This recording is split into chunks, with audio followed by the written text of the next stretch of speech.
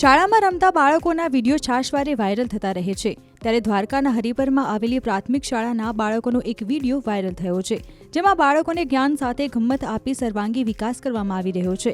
દેવભૂમિ દ્વારકાના હરિપરની પ્રાથમિક શાળામાં બાળકોએ રીંગણાનો ઓળો અને રોટલા બનાવ્યા। આ વિડીયો વાયરલ થતા રાજ્યના શિક્ષણ મંત્રી ખૂબ ખુશ થયા હતા।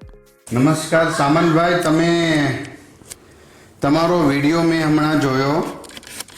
હા જી સાહેબ। બાળકોને ખૂબ સુંદર પ્રવૃત્તિ, જીવનલક્ષી જેને કહેવાય ને કેળવણીનું શિક્ષણ આપતો આ વિડીયો જોયો।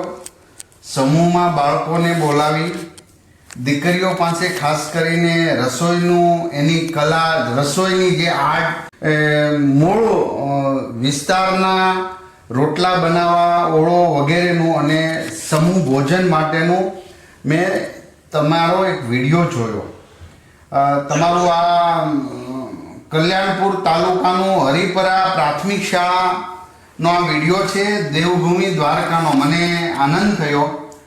ખરેખર એક શિક્ષક આવી વિવિધ પ્રવૃત્તિઓ બાળકોને મેં જોયું। એક બાળકના ફેસ પર સ્મિત છે, એ હસે છે, એને ગમે છે। આ ખૂબ અંતરથી એને આનંદ આવે એવી વાત છે આ।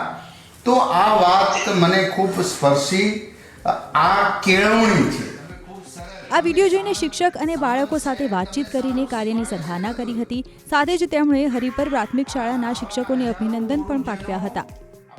માત્ર પુસ્તકમાંથી જ જ્ઞાન પ્રાપ્ત કરે એ પૂરતું નથી, પરંતુ પોતાના રોજિંદા જીવનમાં એક પ્રેક્ટિકલ થઈ અને જ્ઞાન મેળવે અને કોઈ પણ વસ્તુને પૂગી વળે એ હેતુથી અમે સ્કૂલની અંદર અવારનવાર નવા નૂતન પ્રયોગો કરતા હોઈએ।